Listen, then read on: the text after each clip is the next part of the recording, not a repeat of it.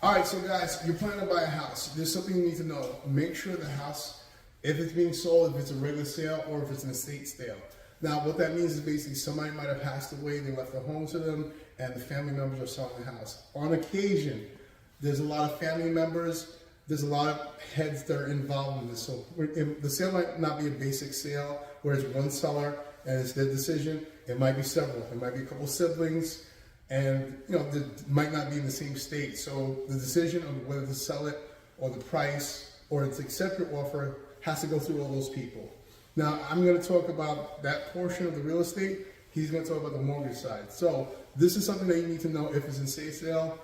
It might take some more time. There might be some probate that you have to deal with also. Then it's a legal aspect that you have to wait until probate is okay. That says it's okay to sell the house, that these parties are legally okay to sell it. Now, on the mortgage side, what are you seeing on the mortgage side?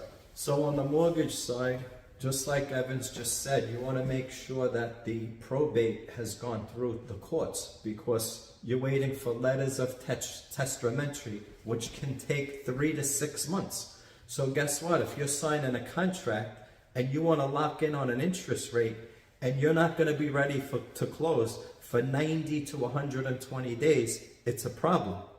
Also, a lot of times I find this out, that the taxes on the house are a certain number.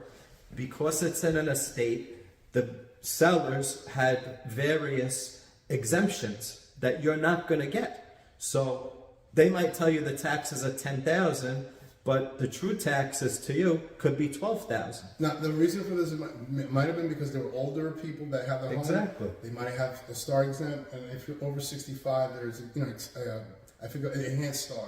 So they might have that. That might not apply to you unless you're 65 and over.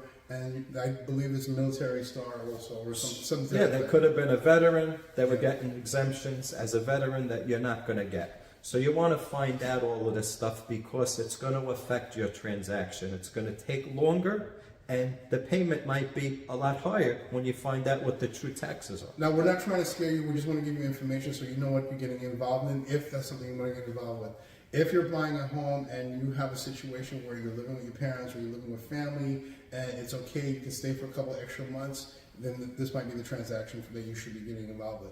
If you have a lease or you're moving or you need to move at a specific time frame, then this might not be something you want to get involved with. But knowing this information will help you proceed whether you want to go forward or not. So have the conversation with your agent, with your attorney, with your loan officer. That way you make better informed decisions for you and your family. We hope you got some value out of this. If you have any questions about anything, feel free to reach out to us. You know how to get us. Contact information is up. Actually, click up here somewhere. You'll get our information.